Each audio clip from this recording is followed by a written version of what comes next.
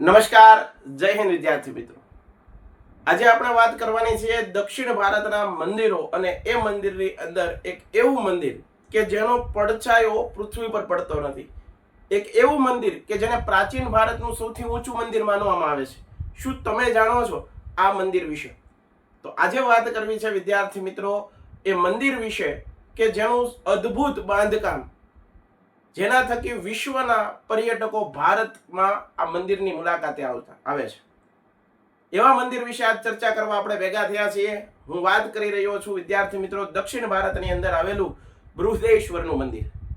આ બૃહદેશ્વરના મંદિર વિશે આજે તમામ પ્રકારની માહિતી છે એ આજના આ લેક્ચર દ્વારા તમને આપવાનો પ્રયત્ન કરી રહ્યો છું.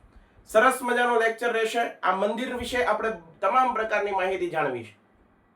બૃહદેશ્વરનું મંદિર ક્યાં આવેલું છે, કોણે બનાવ્યું છે, ક્યારે બનાવ્યું છે, કઈ સદીમાં બન્યું છે, કયા ભગવાનને સમર્પિત મંદિર છે, તમામ પ્રકારની માહિતી છે ઇન ડેપ્થ ની અંદર આપણે ભણવાના છીએ આજના આ લેક્ચરની અંદર. તો આવો વિદ્યાર્થી મિત્રો સરસ મજાનો આ લેક્ચરની શરૂઆત કરીએ. વાત કરીએ વિદ્યાર્થી મિત્રો દક્ષિણ ભારતમાં આવેલું બૃહદેશ્વર મંદિર. આ બૃહદેશ્વર મંદિર છે એના સૌ પ્રથમ એનું સ્થાન જોઈએ આપણે કે આ મંદિર ક્યાં આવેલું છે.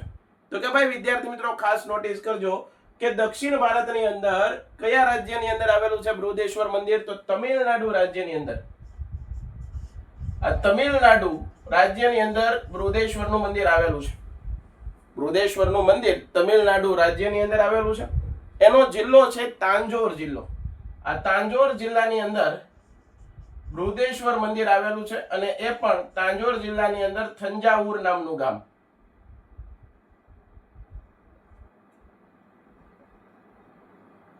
તાંજોર જિલ્લાની અંદર થંજાવુર નામના ગામની અંદર બૃહદેશ્વરનું મંદિર આવેલું છે. તો આ વાત કરી સ્થાનની. તમિલનાડુ રાજ્યની અંદર તાંજોર જિલ્લો અને તાંજોર જિલ્લાની અંદર થંજાવુર નામનું ગામ આવેલું છે. ત્યાં આ બૃહદેશ્વરનું મંદિર આપણને જોવા મળશે.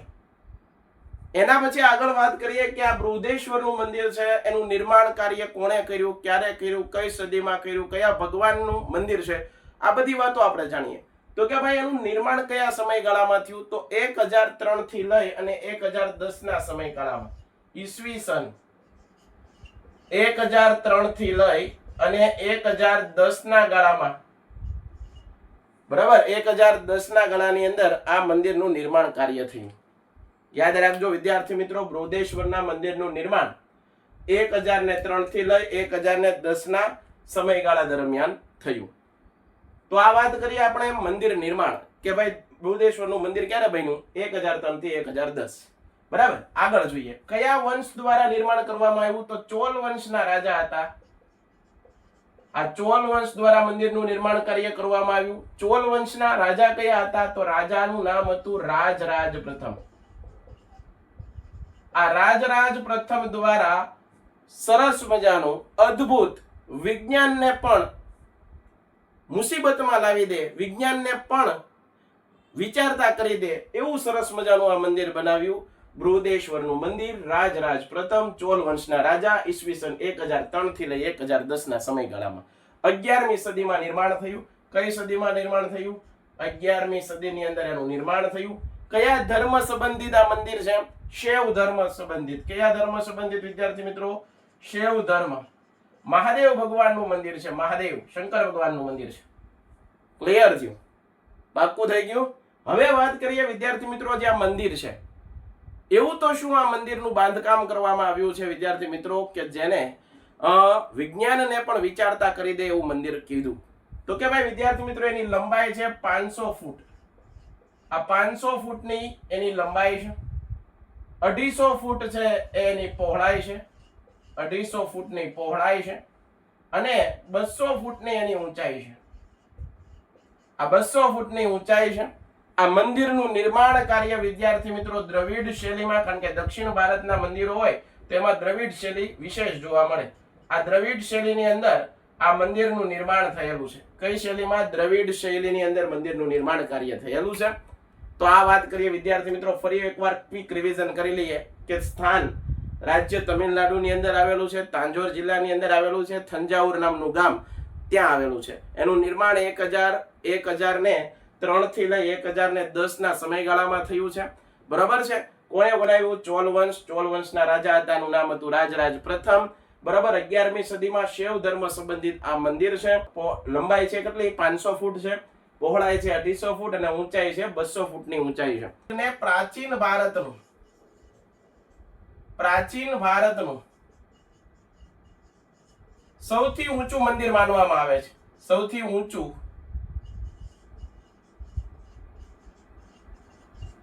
મંદિર માનવામાં આવે છે.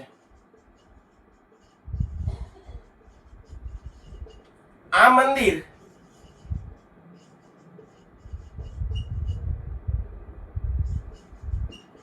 ભગવાન મહાદેવ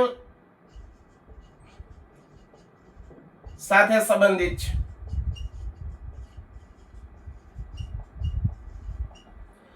આ મંદિરનો પડછાયો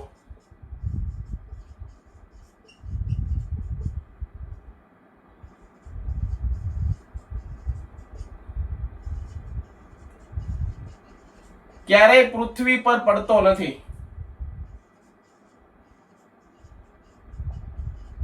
વિચાર કરો વિદ્યાર્થી મિત્રો, ખાલી આપણે ઉભા હોઈએ ને તોય આપણો પડછાયો પડે.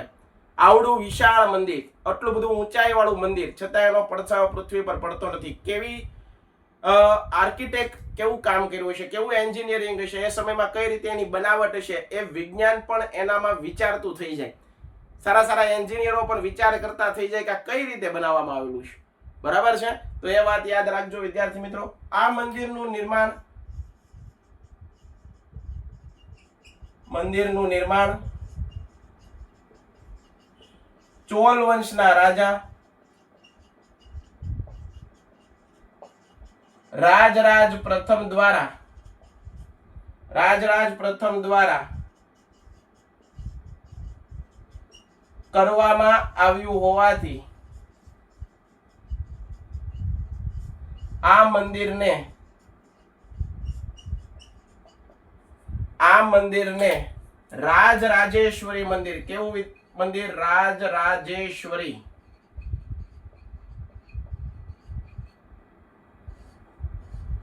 રાજરાજેશ્વરી મંદિર પણ કહેવામાં આવે છે.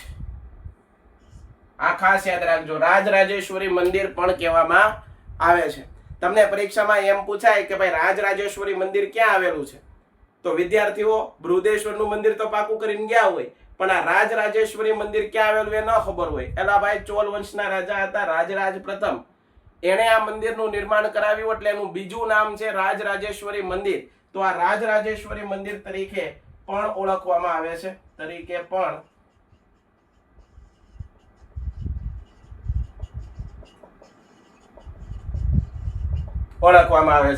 તો વાલા વિદ્યાર્થી મિત્રો, આ વાત કરી આપણે દક્ષિણ ભારતની અંદર આવેલું પ્રાચીન ભારતનું સૌથી ઊંચું મંદિર, જેનો પડછાયો પૃથ્વી પર પડતો નથી એવું મંદિર, જેનું નિર્માણ રાજરાજ પ્રથમ દ્વારા કરવામાં આવેલું છે એવું મંદિર, રાજરાજેશ્વરી મંદિર તરીકે ઓળખાય એવા મંદિર વિશે આજ ચર્ચા કરી.